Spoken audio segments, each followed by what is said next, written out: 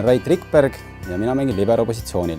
Libero loodi üldse võrkpallimaailma selle jaoks, et kehvemate füüsiliste eeldustega mängijatel oleks ka võimalik suurt mängu mängida. See toimus umbes 20 aastat tagasi ja nüüdsest on liberol väga suur osakaal võrkpallis. Libero 2 põhilist ülesannet võrkpalliväljakul on servi vastuvõtt ja kaitsemäng.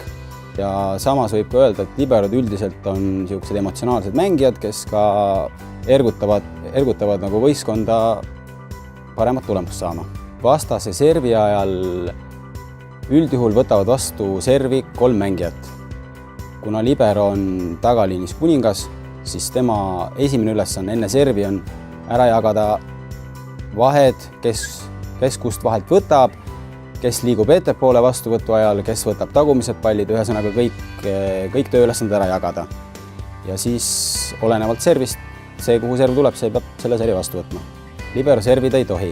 Libero ei tohi rünnata, libero ei tohi blokeerida, libero ei tohi tõsta kaasmängijale palli ette ülevalt sööduga eesliinist. Libero tohib palli kas rünnata, sööta ülevalt või alt üle võrgu, altpoolt võrgu tasapinda. Korra noores eas treener soovitas mul hakata kohtunikuks, kuna ma olen liiga lühike, et arvatavasti ma kõrgel tasemel võrkpalli mängida ei suuda.